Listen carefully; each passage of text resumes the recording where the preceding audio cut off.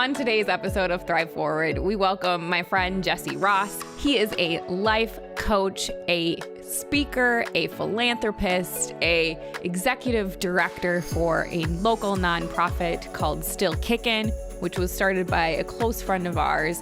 And you know what? Overall, besides his favorite quality of being a dad, Jesse really wants to see the world be a better place, and he lives that through every action, every day of his life. And he shares a little bit with us about how we can do the same by understanding where we are, where other folks are, and how we can adjust and adapt to make this world a better place. So I hope you enjoyed this episode. Thank you so much, Jesse, for tuning in with us.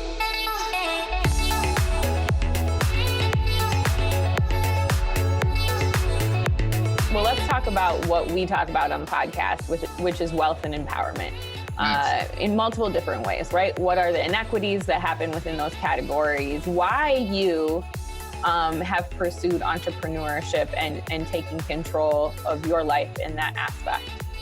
Got it.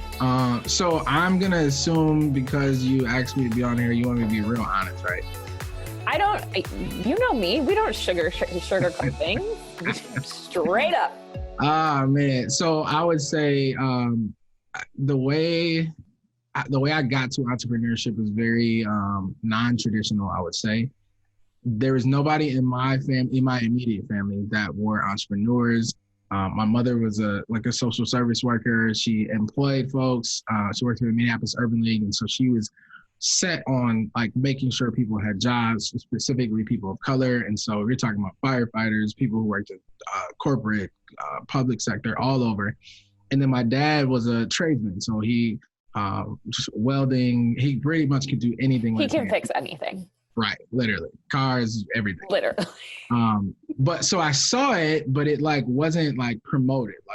My dad always said, learn how to do something with your hands so nobody can ever take it from you, which I took that.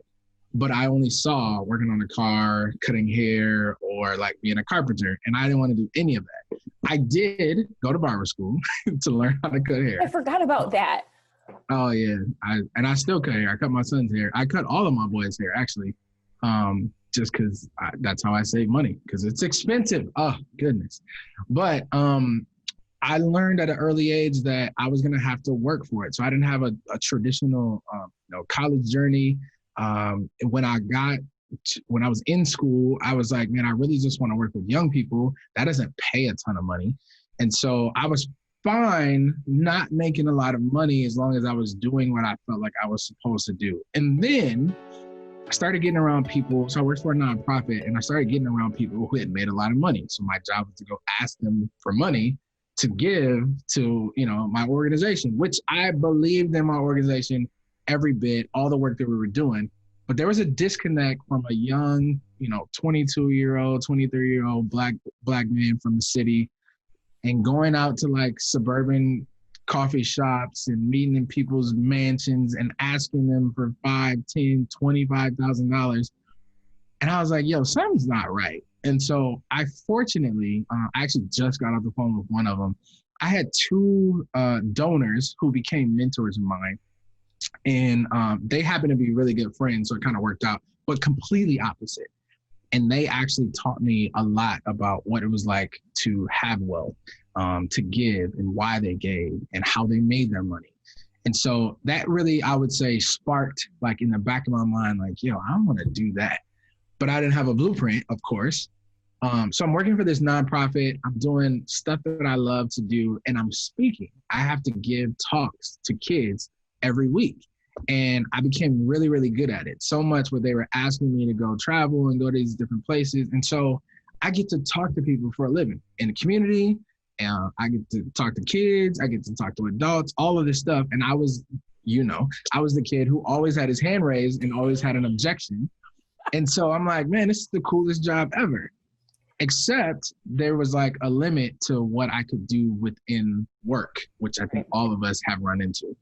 And so then I said, okay, all right, I got to do something else. I got to do something different, but I want to still give back. So I left. I went to go work for a foundation. It was probably the biggest career change because I had been at that organization for 8 years. Yeah. Went to go work at a foundation. So I'm on the other side of like, now I'm giving out money. That was a culture shock because I didn't have money growing up. Yeah, and you're writing really big checks. Right. And I don't like people really don't have to do a lot for it. Like you got to write a grant. Okay, cool. And then here you go. And I'm just like, oh, this is a lot of money. Mm-hmm. And so it really, I think there was another piece that started churning of like, okay, people are asking for money. People are giving out money. Companies are giving out money. Like there's something going on here. And then I missed speaking. I genuinely missed like the art of putting together a talk and engaging and seeing if it could connect. And so I started figuring out how to do that on my own while working the job. I didn't know there was a complete industry on like, yo, you can talk for a living and get paid. And so I started kind of discovering that. And every time I spoke for my own work, because I said I worked at this foundation, it made them look good. And so I would go back to work and they'd be like, hey, heard you did that. Keep doing that stuff because it makes them look good. And I was like, oh, I could build a business and still work a job and like, this works. Okay. So I found somebody who had been successful building their own business and specifically in doing like speaking and training. And I just dove right in and now I'm here and I get to literally pay for my kids' college, pay for my kids' tuition. Oh, don't remind me. And, but really get to kind of create the life that I didn't even know I wanted until that opportunity came up. So that's kind of my short version of that. I didn't come from money. And we can talk a little bit about that, but now being able to have these conversations and to model, which is the biggest part for me, to model what it's like to build wealth and hopefully to keep it, right? And to pass it on to my next generation and to my kids' is something that I'm extremely proud of. And it is also an extreme responsibility. Oh, yes, it is an extreme responsibility. And wealth provides like lots of complexities as we grow. And especially if we're talking about generational wealth and the aspects of being more educated when it comes to that. And you're very right. Like my own experiences too, I had zero knowledge of anything financial. And now I sit here and I'm providing guidance for people in that area of their everyday life. Right. And how to pass it on. I don't come from, anything that remotely will be generational wealth from my parents' standpoint. But, that is something that inspired me as well and is a huge responsibility and something as a mom that's important to me. Talk a little bit about how when you went from this, like what was something that reset your mindset around money? And how have you changed the beliefs that you maybe grew up with around money to how you operate in that space of money now? That's a good question. Something that reset my mindset around money. What was the last part of the question? So like going from childhood where maybe money was, I know for me, it was like a scarcity mentality, right? Like we didn't have a lot of it. So we just didn't talk about it to that maybe developing a fear of it not even being something that I'm remotely supposed to have, to then being like, oh, no, I get to have this if I work hard for it. And maybe too, like that, we can talk about that work hard to get it, because I think that that's a misnomer too. Oh, that's why I was like, ooh, that's a whole concept. So, yeah, I mean, I guess in general, so I was born in Jackson, Mississippi. My mom went to Jackson State University, go Tigers, and moved up. I mean, she pretty much took the route that I think most people do, especially when you're living in poverty. She just said, hey, let me get an education. Let me figure out how to put myself in a position to land a good job and to get out. And so that's what she did. She worked. She went to school. She got her master's, did all types of stuff. And then somewhere around the world, they met. Like she met my dad. They were in Mississippi together. I don't even know that whole story. I've never even wanted to know. But she moved up here. So I moved to Minneapolis when I was a kid, like a baby. So I don't even remember anything about Mississippi except when she would send me back. But every time I went back, it was like, I mean, we lived in the country and I never liked it. Now, you could call that spoiled, you could call that privilege or whatever, but I was used to like one area and one way of life. And then it's a whole complete different way of life. And I would say like that was my exposure to poverty or scarcity. It was like, yo, they were good living in a very small house, small shack, kind of just the country living, and I don't think there's anything wrong with it. It just wasn't, it was complete opposite of growing up in the city. And so I saw that and I said, I don't want to do that, like at an early age. But I also saw my mom work, 3-4 jobs to pay for a private school so I could have a solid education. And, you and I both worked in high school. And so there was this like, there wasn't a conversation about money. The money conversations that we did have was like, keep it, save it. And then there was never a conversation about what you should buy when you spend it, when you use it, there was no conversation about investing. Like that wasn't even a topic. Right. But my mom always had like a little cash here. And here's the part that I think is interesting. As much as my mom did to prepare me, and she did a lot. My mother passed away when I was 11. She did a ton to prepare me to kind of be on my own, to wash, cook. I mean, I was cooking breakfast sandwiches in like the 4th grade, like just ridiculous. You are a good cook. Thank you. You are but a good cook. We never had a conversation about money in that sense. And, so it's no diss to her, but you don't even think about that when you're just in the throes of life until later. And so my dad, again, kind of, hustler, always working a couple jobs, always kept cash on him. The conversation we had, credit was bad, right? You only if you're going to use credit, you use it for gas and then that's it. And then hopefully it'll build it up and then you could buy a house. That's all the conversation about wealth that we talked about. And so everything I learned literally was either watching people do stuff wrong and mess it up, or literally what I researched, like what I Googled, what I sought out from other people, questions that I asked, books that I read. And I was just talking to another friend of mine who grew up in Pittsburgh, and he was white. And so the conversation, and this is why I love our conversation, the perception on the outward side is because you're white and I'm Black, you assume that I wouldn't have these conversations and you would, but you didn't either. And he didn't either. And so it's like the assumption, and we're all entrepreneurs. We all run our own business. And so there's such a misnomer perception or conception of what entrepreneurship really is, what wealth looks like, how do you pass it down, which is fast forwarding now, right, to which I love the title of the podcast, Thriving. I think you are so used to surviving for so long. It's just, it becomes a mindset. It becomes a mentality.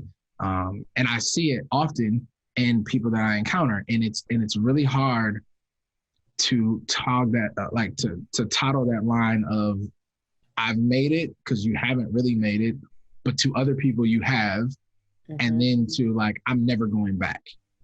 And that's the part that I tell people all the time. Like I have a ridiculous competitiveness or tenacity. I'm never going back to what I used to see and feel and do. Like so much so, like my heat is, in the wintertime, it's never going below 72 degrees. Talk about the package of ramen. What? You keep a package of ramen so that you never have to live off of ramen again. Tell the people the real truth. I was like, wait, what? Okay. We talked about this once because we both have the same mentality. We both have the same mentality. Like it's a reminder of us of the struggles that we've been through and that we want to provide for our families in a different way. So we have this friendly little reminder of ramen. Yes. We used to eat a ton of ramen. We lived off of ramen in high school. Like it was our jam. Like we are products of the 90s. Thank you. I was like, wait, what are we talking about? Yes, you are right. Yeah. I firmly, so like in the empowerment piece, right? I firmly believe that it is I'm all for the psychological tricks. And so for me, that's what ramen represents. That's what the heat represents. Like my mom used to, she used to blast the heat, right? And so everybody would come over to my house and they would get nosebleeds because in her mind, I never even realized this. In her mind, it was like, yo, we never even had heat. Yeah. So I'm paying for it. I can afford it. I'm about to blast this joker because I don't want to be cold. Yeah. And in her mind, it was like, that's what it is. I don't care. And so literally people come in there like, man, my nose is bleeding. Can you turn the heat down? And I'm like, that's a non-negotiable. It's not happening. But for me, it's the same way. It's like, yo, listen, I pay for it. And so I'm going to use it because I didn't have it for a while. Same thing with the ramen. I have a pack of ramen, a 6-pack on top of the refrigerator. I keep it in plain sight to just remind myself, like, man, I used to eat this all the time. And it wasn't like in a good sense. But to remind myself, like, hey, I don't ever want to go back to those days. Like there were days, and I was homeless for a while too. So like there were days I literally did not eat for a while. And so I'm like, I'm all for those tricks to keep in front of me to say, nope, I can't do that. Nope, I'm never going back. And that pushes me to not just be competitive, but to really think about the conversations that I'm having with my kids and to think about the conversations I'm having with people to be able to, one, understand, because I think context is always important, but then to find out what it is for each person, because we're all wired a little differently, to say, what is it that's going to push you or that's going to bother you enough to make a change? I just don't like not having options. I don't like when people treat me a certain way because they think I'm a part of this group or I don't know about this. And so I took that psychological trick and literally will go places and go, I'm big on service. Like, no, if I'm paying for it, especially if I'm paying for it, I expect the best. Yeah. And I would want people to expect the best from me as well. So thanks for bringing that up. Sorry. We can cut it out if you want to, but I think it's great. No, you're good. You're good. Let's talk about like that aspect of work hard to get what you earned. I think that has been a topic of conversation in the media, especially as of late. We're filming this a week before the election. It's not going to air until after we've received, hopefully, the election results.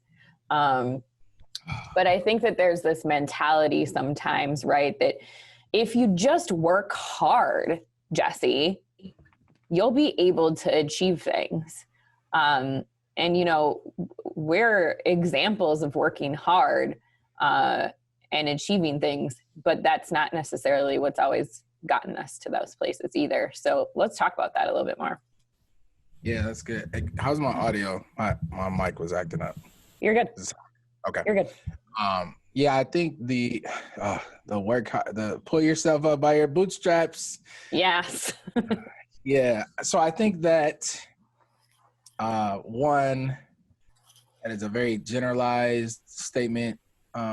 Two, I think everyone has a completely different definition of what work hard looks like. And I wish we would stop thinking about that and start like actually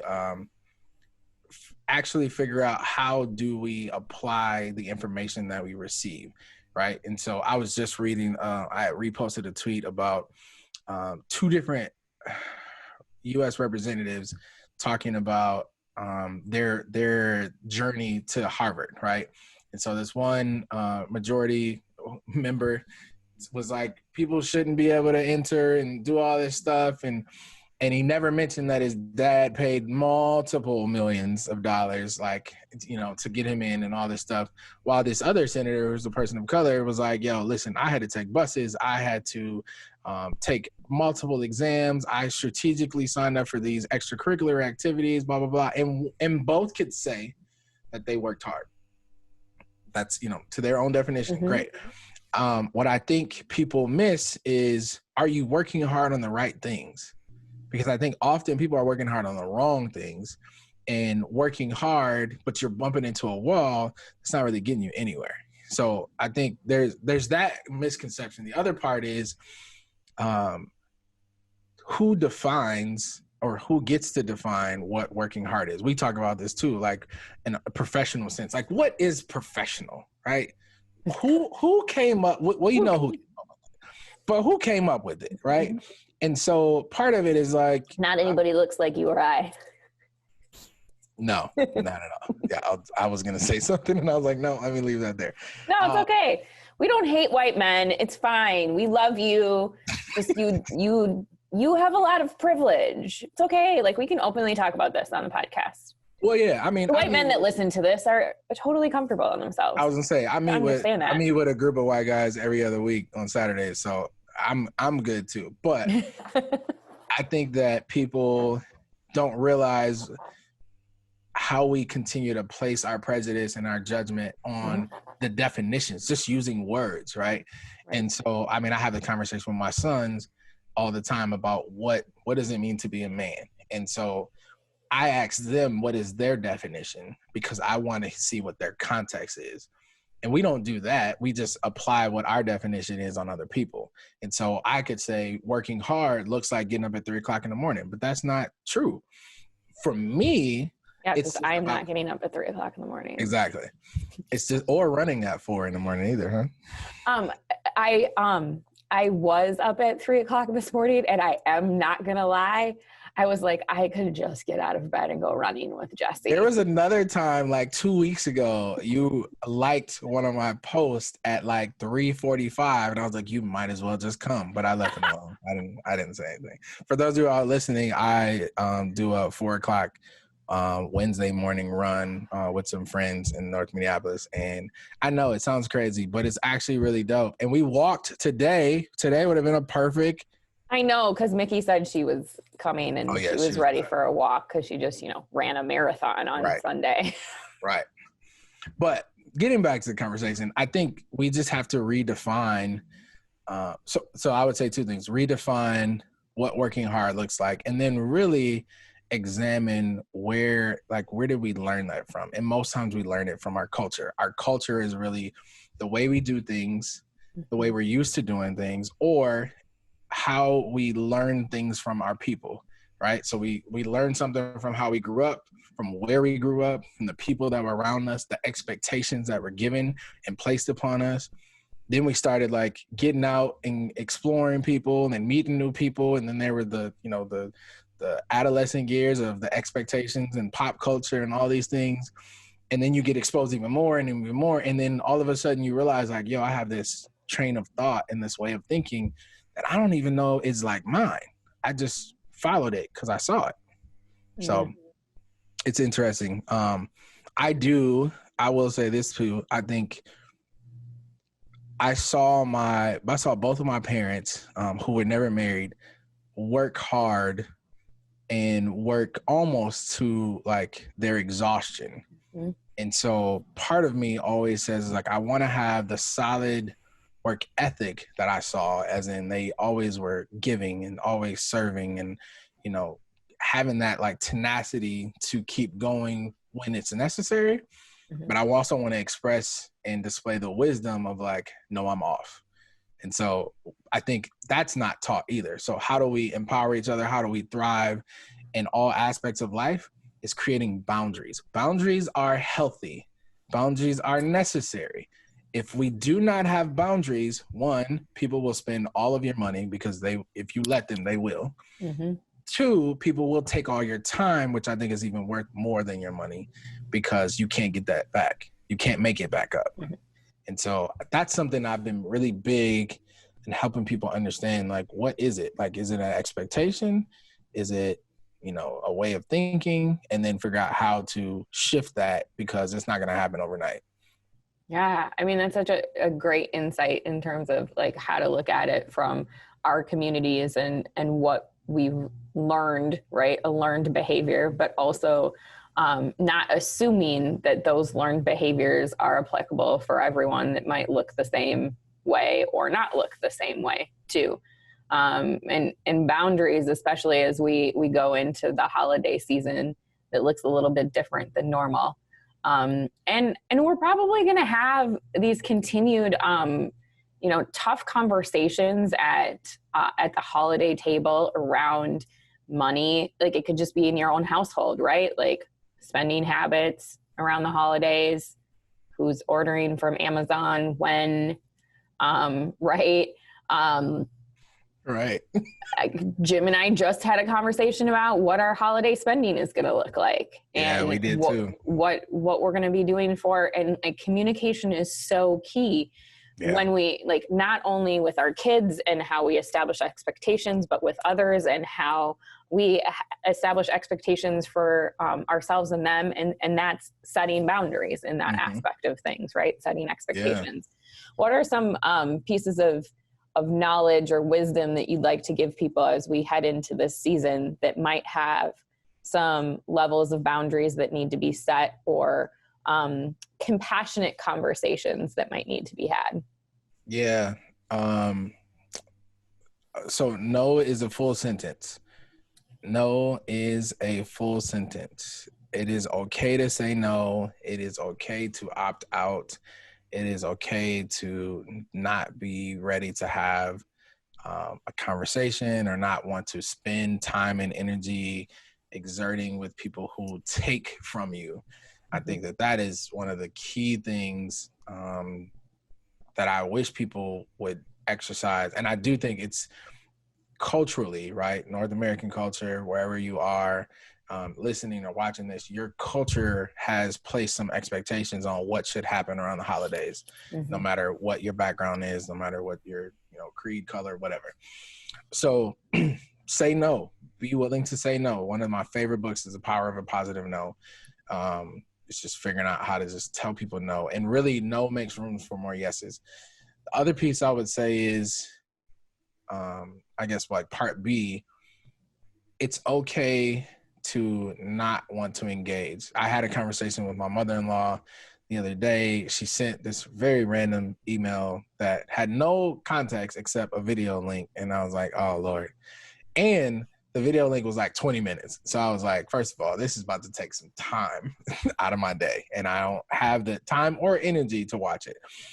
And so I just called to get context. Now, at the same time, my wife is watching the video, and I was just like, you fell into the trap. You literally fell into it. And so I asked her, hey, can you give me some context on what the video was about? And she it was a political, video about the one party and somebody who had been doing some kind of evil stuff. And I said, oh man, well, it would have been helpful for you to say that so I can know what I was walking into. One, kind of creating that expectation. Two, I told her, I was like, man, I think actually all parties could find videos like this or create videos like this. So I don't actually dive into this part of the political process. I really would prefer to have the conversations about, how we can help each other see the other side. What is the positive things that are happening? Because we talk so much about the negatives.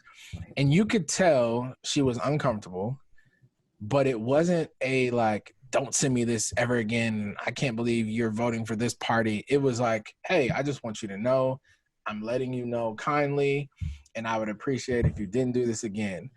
We haven't had a conversation about it since then. Now, part of that is she's very non-confrontational, and I purposely did it because I am confrontational. But I think that's a better way than saying, like, why are you sending me this crap? Because that's what happens, and I know because I've had conversations this morning with people about that. Yeah. And everybody's polarized about the election, about the state of the union, the state of the financial world, the economy, schools, like everything. Everybody's polarized by everything. And so what are ways that you can create, one, an environment that you would like to be in, which I think that's giving people the opportunity to realize, like, you have power.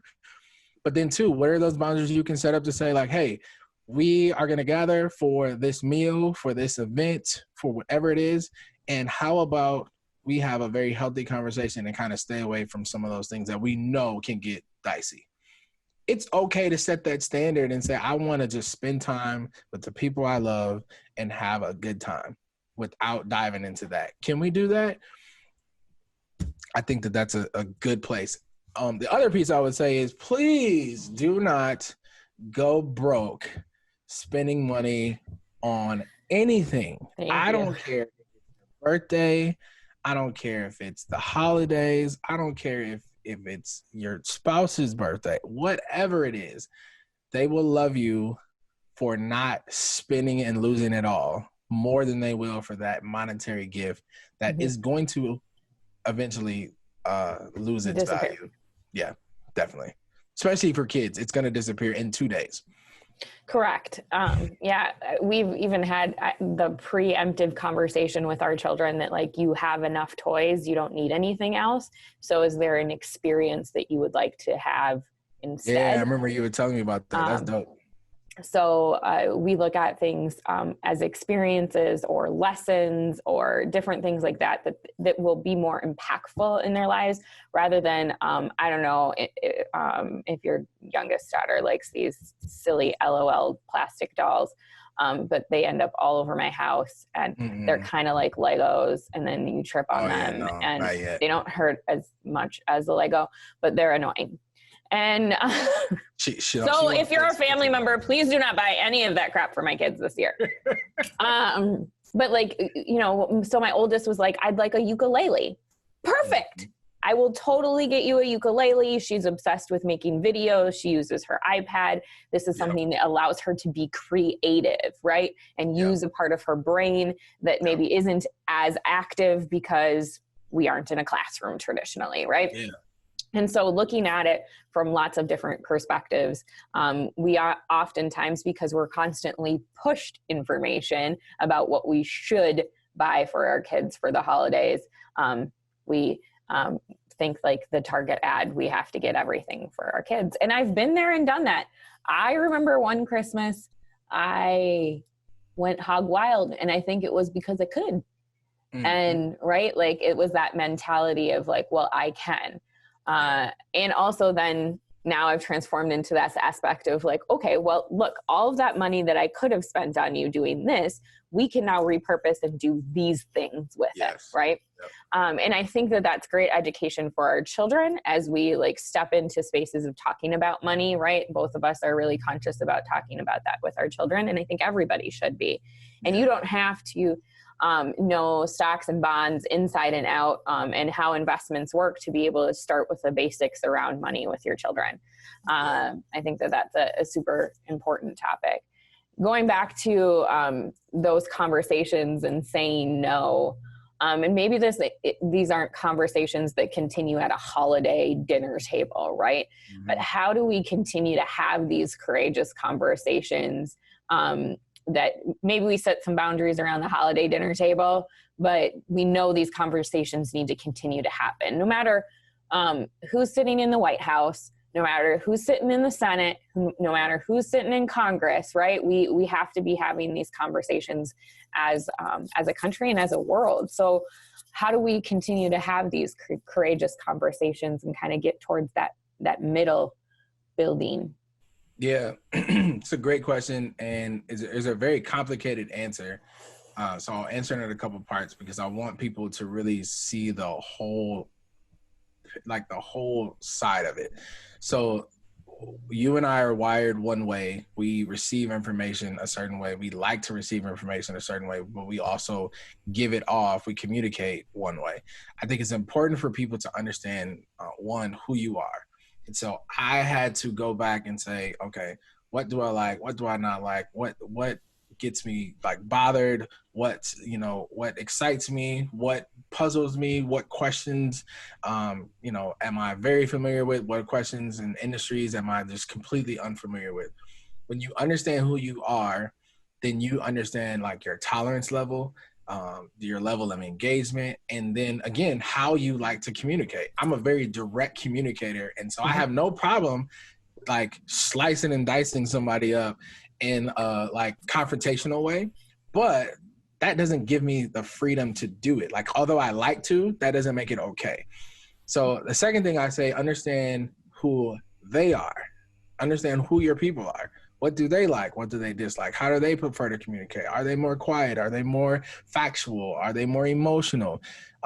So you got to understand your people, because I think that helps you communicate more effectively, more efficiently, and to learn how to bring up those conversations. So for somebody who's a very factual, data-driven person, I'm probably going to need to do a little more research so I can back up kind of my arguments and not just assume the emotional outburst is going to like get my point across because I'm yelling louder than they are. Like, that's just not healthy or smart.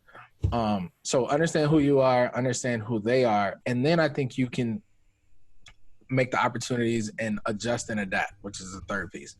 I think we don't do enough of the inside, like the me work to actually start the conversation. We just are, here's what they said, here's what I saw, here's how I feel. And while those things may be valid, I think emotions are like, they're feelings. They should be managed, not always reacted upon. And I think that would actually stop and start a lot of the healthy, productive conversations as it pertains to whatever. Like you said, no matter who's in office, no matter who you voted for, no matter where you live, no matter what your makeup of your family is, if you can understand who you are, understand who people are, then we start to make the adjustments and adapt. So I know there's certain people that I can just be straight up like, that was wrong, right? That was racist, that was inappropriate, that was stupid, whatever. There's certain people I can say that. There's certain people I can't say that because they don't take criticism well. And so I have to enter in with asking questions. And I can do that in a way of like, all right, let me go somewhere. But I'm also doing it to gain context. And again, we're so polarized that we assume, I'm gonna call it me, I assume that if you don't look like me or come from my background, or even if you're part of my family, but we have two different completely views of the world, then you just don't like me, or we just don't agree. We can't talk. And I don't believe that's true. I think I got to do some work. I really want them to do some work, but I can't force them to do the work. Right. But then I can say, you know what, as I've been doing my own work, I'm curious about this. Could you tell me about it? We can find different ways to enter into those conversations. I think that actually is going to be the biggest and hardest thing to do for a while, because I don't think things are going to get better immediately. And I think we've not had enough conversation. We haven't had conversations enough. So now we're in this hole and we're trying to dig ourselves out, but we're all in the hole together and there's a ton of dirt. And so There's a ton of dirt. There's a ton of dirt. And there's dirt that people didn't even know existed. There, and that's, I think that's the piece too from, both. And it's not a political issue. It's a human issue. And we're all sitting in the same hole. So instead of being divisive, trying to find the common ground to, build the ladder to get out of the hole. So that we can all, one of my favorite sayings is from Paul Wellstone. We all do better when we all do better. Mm-hmm. And at a very young age, that's what my parents taught me. And my parents just taught me you do good things for other people. Now, doing good things doesn't mean that there aren't other injustices that are occurring in the world. And just because you do good doesn't mean that somebody else isn't experiencing something in a different way.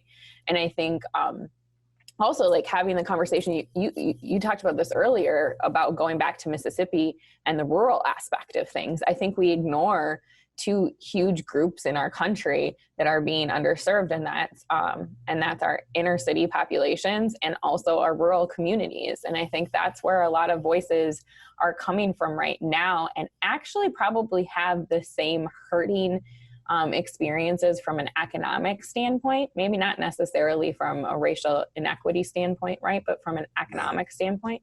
And I do feel like economics drive a lot of our issues within our country. And money is a source of some of that, right? And so if we all do better financially, if we all do better from a mindset perspective, if we all do better with caring for ourselves, how does that transcend into a better space for all of us to live? Well, even taking that, I love that. I actually never heard that, because what I wrote down was, I always heard, when you know better, you do better. Mm-hmm. And I've never believed that. I'm like, I don't believe that people, when they know better, they do better, because it's still a choice. And so I love that. I literally never heard that. I'm like, yep, I'm My gonna take parents. that one. Yeah. You But can yeah, thank Mike and Kathy Bye for that one. right.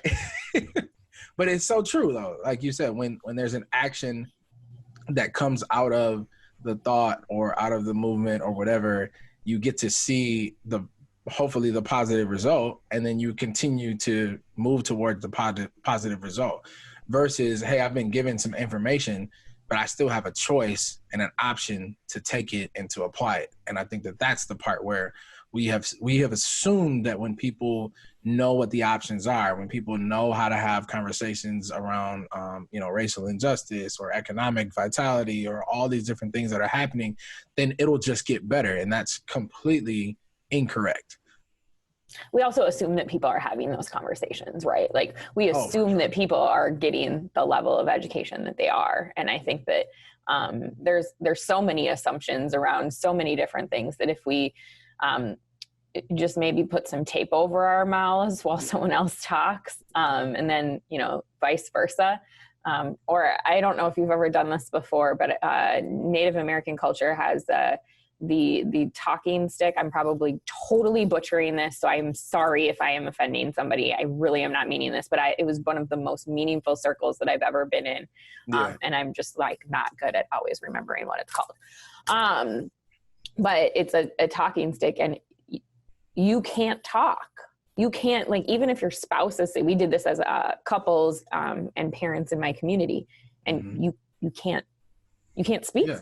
Yep. During that time. You can't rebuttal. You can't even, when you get the stick, talk about what somebody else talked about. Exactly. You can only speak from your space and your experience. Yeah. And what are we to do to say somebody else's experience isn't valid? Right. Yeah. Shout out to the YWCA for continuing that good practice. Yes. Yes. Absolutely. So let's kind of round out our conversation. We talked about so many different things today. We talked about mindset. We talked about money. We talked about, and I always refer to money as wealth. We talked about empowerment. We talked about equity. How do we bring all of those pieces together to move forward in our conversations and in our lives? Oh, that's a great question. My podcast is Thrive Forward, Yeah, I know. I mean, I'm like, that was good. I love how you brought that back in. So my attempt to answer that is, I'm gonna take a different approach, but I think it will get at the heart of it. So I follow a few people. I'm connected to a few people. I even had a conversation yesterday with the educator who I thought was ridiculously forward thinking. And I think it really comes down to a few different things. I think you have to have very activated and motivated people. So if you're trying to figure out how to get out of poverty, if you're trying to figure out how to build wealth, you're trying to figure out how to move up in your job, you're trying to figure out how to stop drinking, I don't care what it is, you have to be highly motivated and figure out how to put some energy and apply some energy to that situation, that task, that, challenge, whatever that is. I think you also need to be organized. You have to have some type of plan, some mode of operation, some strategy around here's what I'm going to do, here's how I'm going to do it. It does not work without the plan. You can be super motivated, no plan, and you're just shooting in the dark. Like just got to speak very clearly. I think the other piece of it is you have to have some people that can support you. And so if you are entering into this, you're listening to this podcast and, oh man, you're highly motivated. You're probably like you're the person that people go to all the time, but you don't have anybody actually in your corner. I would say you need to find some people. You need to find your people. I don't care where they are, who they are. Hopefully they're really good people and they're not causing destruction, because I just realized that there are people who also do that. But you got to find some people, because this is a hard, lonely road. And I think over time, you'll start to, like, as you start to kind of dive into different groups and to put yourself out there and to really, whether it's out into the universe or actually out into the community, I think you find your people. And then I think it's going to take not just effort, not just money, but like it's going to cost you something. I'll say that it's going to take a sacrifice. A friend of mine, a coach of mine always says that there may not always be equal giving, but there should always be equal sacrifice. And so I don't believe that I can expect to change my financial situation, to change my family situation or anybody's situation unless I'm willing to give up something. And so I'm talking to whoever's listening to this. What are you willing to give up? Like, so you may, you and I may say, hey, I'm willing to give this. I'm going to give time. I'm going to give money. I'm going to give energy. I'm going to give a plan, a template. It may not always be equal giving, but somebody should always be sacrificing something. And I don't believe that you actually believe that you expect to get something without sacrificing something. Mm-hmm. If you do, I'm just here to tell you, like, it just doesn't exist. It should be part of like Murphy's Law, but it's not.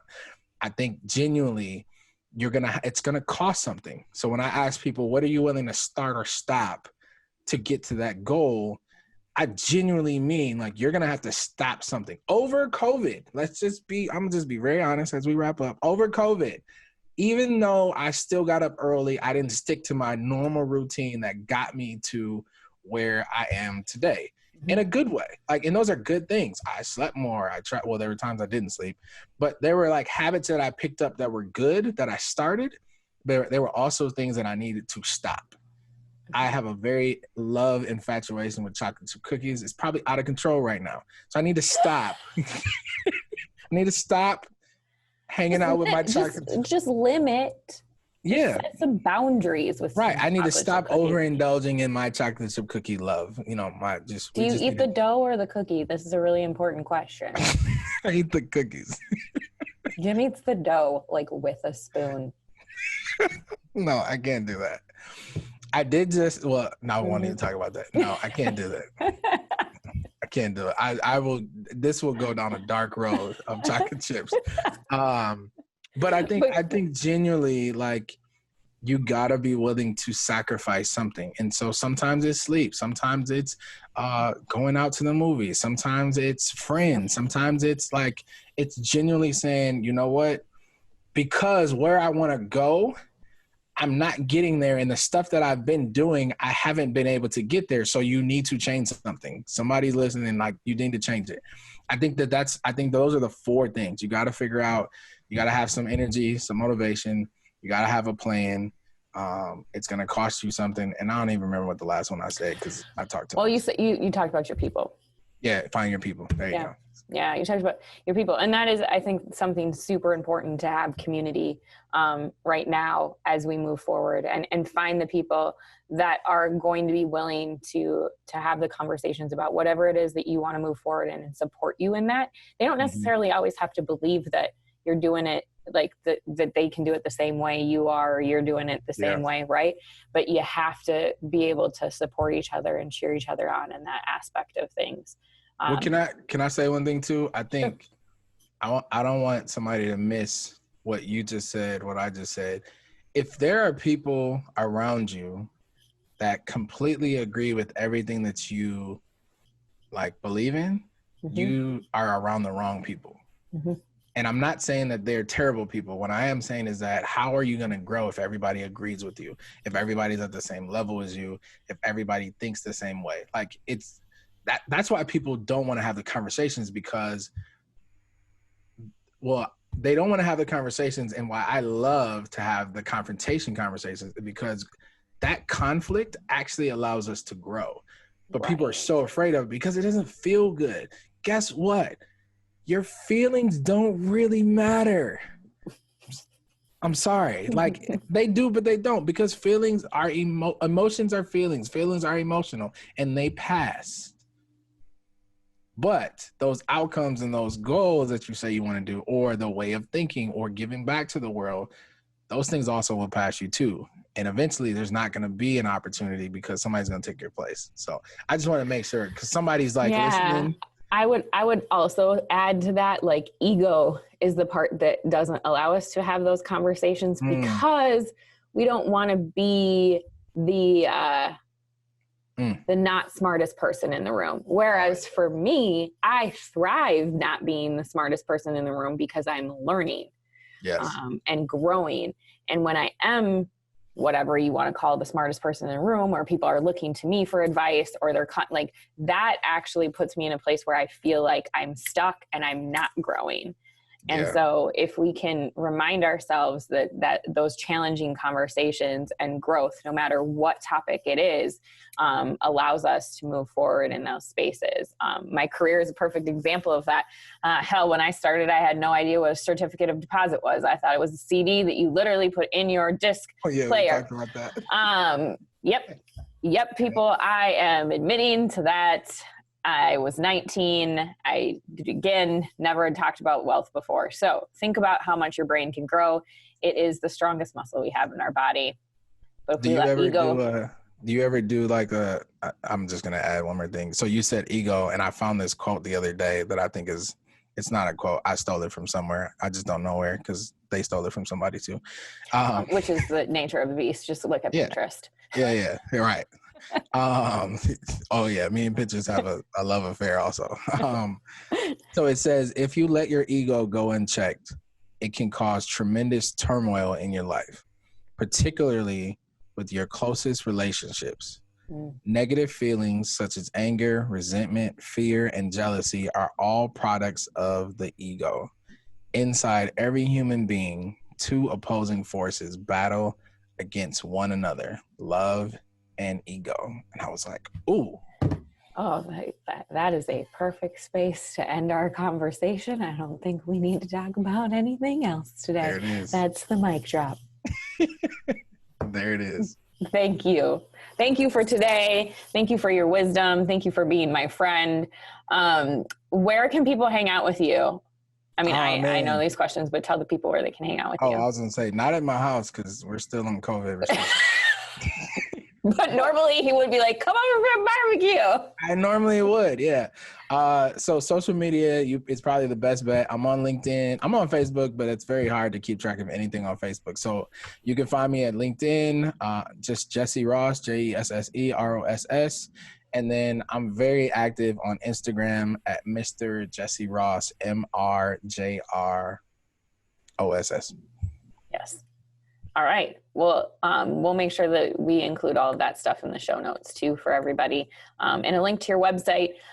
Because Jesse does do a lot of really awesome speaking engagements, I'm going to toot his own horn right now. He does have some great resources, especially around diversity and inclusion, but also around personalities and understanding what your personality is and how that helps move some of those conversations forward. You talked about that and how important it is to identify who you are. You have a piece that people can sign up through your email and discover what it is that they are. You have a course, I think it is. I don't know. Maybe I'm screwing this up for you. Tell me if I am. Perfect. I just want to talk about my stuff. Yes. Yes, we have to talk about you, because what you do is absolutely fantastic work. And being able to start within ourselves and do the personal work. Please, if this is something that you want to do, dig in, roll up your sleeves, sign up for.